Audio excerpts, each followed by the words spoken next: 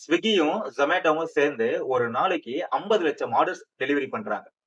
என்னதான் மேசிவா பிசினஸ் பண்ணாலும், இந்த 2 நிறுவனங்களுமே ப்ராஃபிட்டபிள் கம்பெனிஸான்னு கேட்டீங்கன்னா, கண்டிப்பா கிடையாது. இவங்க ஒரு லாஸ் மேக்கிங் கம்பெனிஸ் தான். நம்ப முடியல இல்லையா? வாங்க கொஞ்சம் டீட்டெயில்டா பார்க்கலாம். ஒரு வாரத்துக்கு Zomato மட்டும் 2,00,00,000 ஆர்டர்ஸ் டெலிவரி பண்றாங்க. Swiggy 1,50,00,000 ஆர்டர் டெலிவரி பண்றாங்க. Swiggyல 4,00,000 டெலிவரி பார்ட்னர்ஸ் இருக்காங்க. Zomatoல 3,50,000 டெலிவரி பார்ட்னர்ஸ் இருக்காங்க. ஒரு வருஷத்துக்கு Swiggyயோட ரெவென்யூ 15,200 கோடி. Zomatoவுடைய ரெவென்யூ 20,600 கோடி. இதெல்லாம் விட ஒரு முக்கியமான விஷயம் சொல்லட்டுங்களா? ஒவ்வொரு இந்தியன் ஃபேமிலியும் ஆவரேஜா ரூ. 13,000 ஆன்லைன் ஃபுட்டுக்காக ஸ்பெண்ட் பண்றாங்க. ஒரு வருஷத்துக்கு. சோ நம்பர்ஸ் எல்லாமே ரொம்ப பெருசா இருக்கு இல்லையா?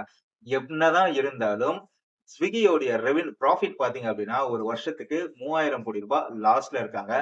Zomatoவும் இத்தன வருஷம் லாஸ்ல தான் இருந்தாங்க. இப்ப தான் ரீசென்ட்டா பிரேக் ஈவன் பண்ணி ஒரு 500 குரோர்ஸ் ப்ராஃபிட் குள்ள வந்திருக்காங்க.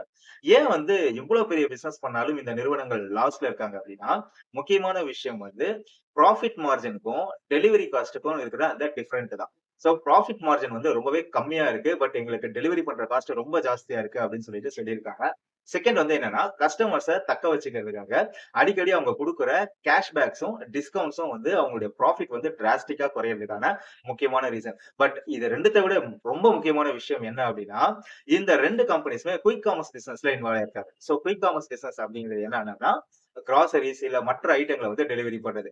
சோ இன்ஸ்டாமார்ட்ட Swiggyயும், Zomato Blinkitயும் ரன் பண்ணிட்டு இருக்காங்க. சோ இந்த 2 நிறுவனத்தையும் ரன் பண்றதுக்கு அவங்க ஃபுட் டெலிவரி பிசினஸ்ல இருந்து தான் பணத்த கொண்டு வராங்க. சோ அதனால அந்த ஃபுட் டெலிவரி பிசினஸ் உங்களுக்கு லாஸ்ல இருக்கிற மாரி ஒரு ப்ரொஜெக்டைல்ஸ் கிரியேட் ஆகுது. எது எப்படி இருந்தாலும் இந்தியால 2030க்குள்ள ஃபுட் மார்க்கெட் எந்த அளவுக்கு வளரும் அப்படின்னா, கரண்ட்டா வெறும் 5.5 லேக்ஸ் தான் மார்க்கெட் கேபிட்டல் இருக்கு. 2030க்குள்ள அது 10 லேக்ஸ் குரோர்ஸா மாறுறதுக்கு நெறைய சான்சஸ் இருக்குன்னு சொல்லியிருக்காங்க. அது மட்டும் இல்ல, ஆன்லைன் ஃபுட் டெலிவரி பிசினஸ் மட்டும் 2,00,000 கோடி ரூபாய்க்கு மார்க்கெட் கேபிட்டல கிரியேட் பண்ணும் அப்படின்னு சொல்லிட்டு ஒரு ப்ரொஜெக்ஷன்ஸ் இருக்கு.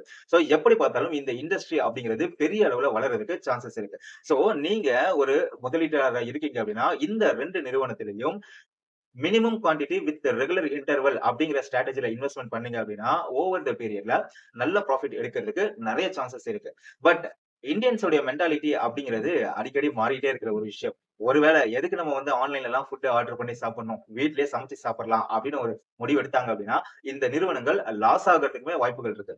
சோ அதனால இந்த நிறுவனங்கள்ல கொஞ்சம் காஷியஸா நீங்க இன்வெஸ்ட்மென்ட் பண்ணீங்க அப்படின்னா, நல்ல ஒரு ரிட்டர்ன்ஸ் எடுக்க முடியும்.